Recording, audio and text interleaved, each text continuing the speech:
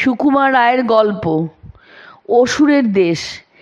যে জাতি শিল্পে বাণিজ্যে বেশ অগ্রসর, যাহারা লেখাপড়া চর্চা করে হিসাব করিয়া পাকা দালান ইমারত গাঁথিতে জানে এবং নানারূপ ধাতু অস্ত্রশস্ত্রের ব্যবহারে বেশ অভ্যস্ত, মোটের উপর তাহাকে সভ্য জাতি বলা যায়। ইতিহাসে প্রাচীন যুগে যে সকল সভ্য জাতির নাম পাওয়া যায় তাহার মধ্যে একটা জাতির কথা শুনি, যাহার নাম অসুর বা আসুর। ইংরাজিতে তাহাকে বলে আসিরিয়া। এই অসুর দেশের নাম প্রাচীন বাইবেল প্রভৃতি পুরাতন পুঁথিতে অনেক স্থানে পাওয়া যায় এবং 100 বৎসর আগে এই দেশের সঙ্গে মানুষের ওইটুকু মাত্র পরিচয় ছিল। মানুষ অসুরের দেশ ও তাহার রাজধানী নিনেভের কাহিনী কেবল পুঁথিতেই পড়িয়া আসিত, কিন্তু তাহার চেহারা কেহ চোখে দেখে নাই।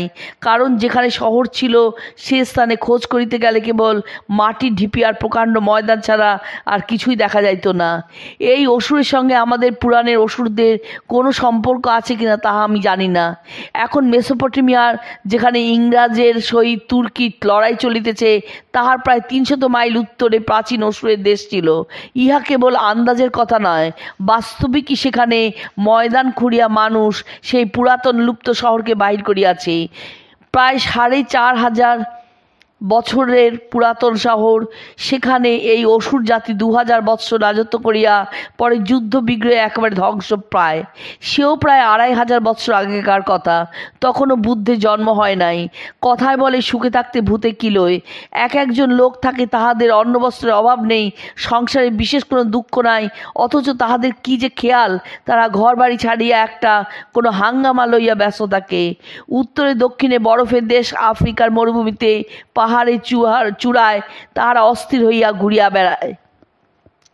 এইরূপ মাথা পাগলা লোকের দ্বারা জগতের অনেক বড় বড় আবিষ্কার হইয়া গিয়াছে। অসুরের রাজ্য আবিষ্কারও এইরূপে হয়।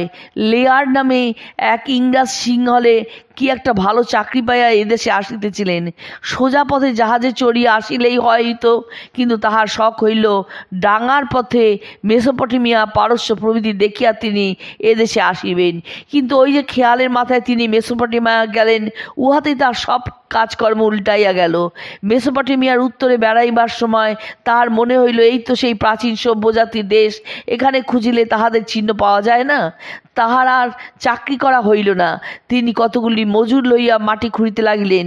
খুঁড়িতে খুঁড়িতে তাহার সঙ্গে টাকা পয়সা সব ফুরাইয়া আসিল। তিনি আবার টাকা সংগ্রহ করিতে লাগিলেন।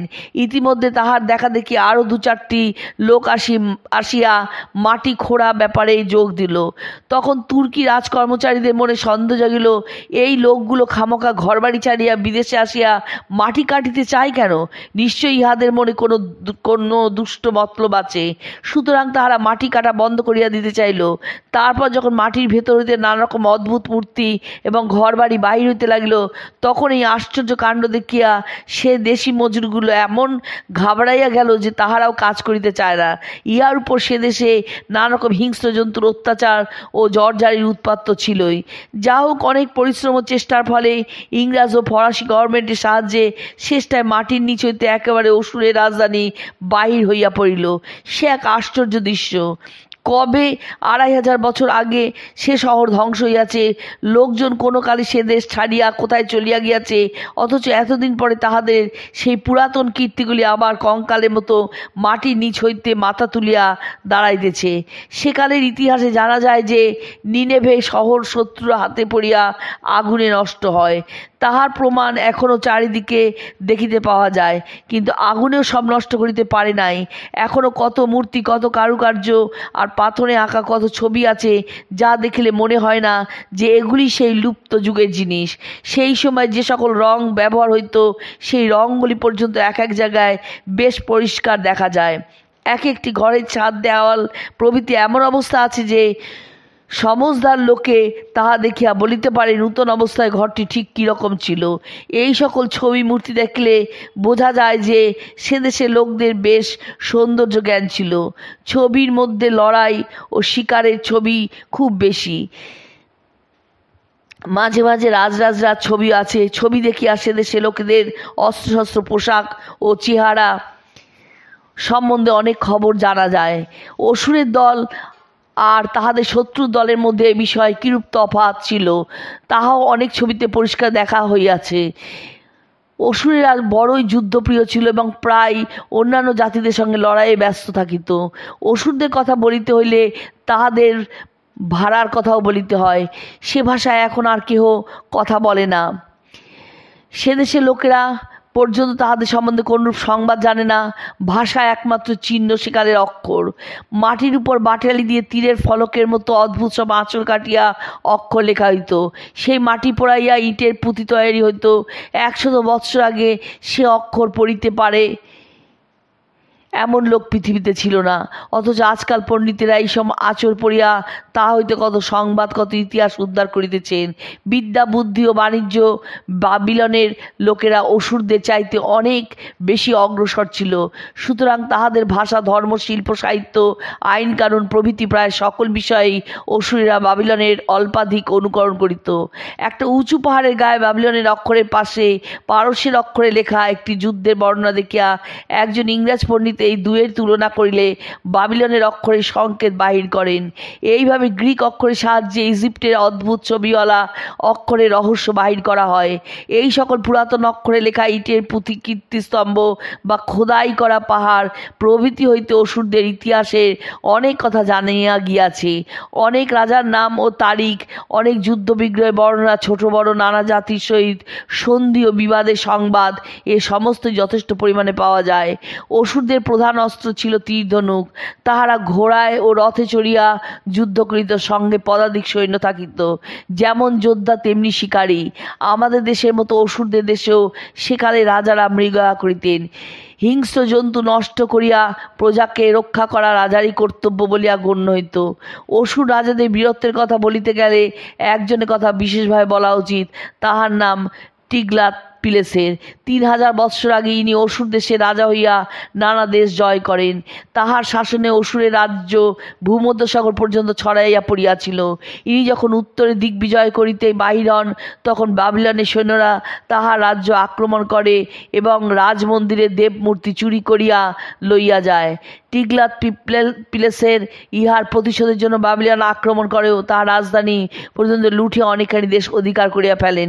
একদিকে যেমন যোদ্ধা, অন্যদিকে টিগলাত পিলেসের একজন অসাধারণ শক্তিশালী শিকারী ছিলেন। হাতি, সিংহ প্রভৃতি ভয়ানক জন্তু তিনি নিজের হাতে তীর, ধনুক ও তলোয়ার লইয়া শিকার করিতেন। তিনি রথে চড়িয়া প্রকাণ্ড 10টা হাতি ও প্রায় 800 সিংহ শিকার করেন। ইহা ছাড়া পায়ে হাঁটিয়া যে সকল সিংহ মারেন তাহার সংখ্যাও 100-এর উপর হইবে। টিগলাত পিলেসের মারা গেলে পর অসুরদের অবস্থা ক্রমেই খারাপ হইয়া পড়ে। তাহাদের প্রকাণ্ড রাজ্য ক্রমেই ছোট হইতে থাকে। প্রায় 200 বৎসর পরে আরও কয়েকটি শক্তিশালী রাজার আবির্ভাব হয় এবং ইহারা আবার দেশকে জাগাইয়া তোলেন। এই সকল রাজাদের মধ্যে অসুর নসির পালের নাম বিশেষ উল্লেখযোগ্য।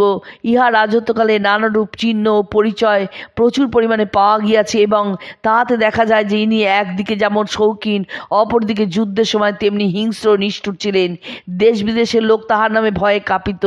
ইহা রাজত্বের পর হইতে ক্রমে আবার অসুরদের অবনতি আরম্ভ হয়।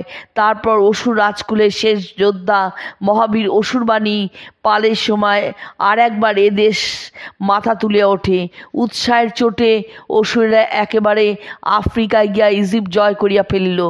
দক্ষিণে আরবের মরুভূমিতে সসৈন্য হাজির হইল, কিন্তু ইহাই তাহাদের শেষ কীর্তি। ক্রমাগত যুদ্ধ বিদ্রোহের ফলে সমস্ত জাতি যখন অবসন্ন হইয়া পড়িল, তখন প্রবল শত্রুরূপ সুযোগ বুঝিয়া চারিদিক হইতে তাহাদের রাজ্য লুঠিয়া লইল।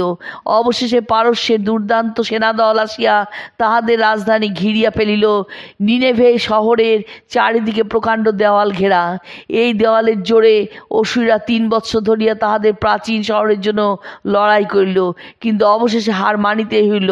তারপর এতদিনের স্বাদের শহর শত্রুর হাতে পড়িয়া একেবারে ছারখার হইয়া গেল। কোথায় বা অসুর রাজ্য, আর কোথায় বা সেই অসুর জাতি? 2000 বছর সারা দেশ কাঁপাইয়া যাহারা রাজত্ব করিল, এখন কেই বা তাদের খবর রাখে? অত বড় নিনেভে শহর, সেও মাটির নিচে কবর চাপা পড়িল।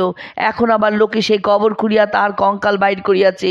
সেখানে গিয়া দেখো, শ্মশানের মতো দেশ, লোক নাই, জন নাই, আছে কেবল মৃত শহরের জীর্ণ কঙ্কাল আর রাত্রের অন্ধকারে সিংহের হুঙ্কার।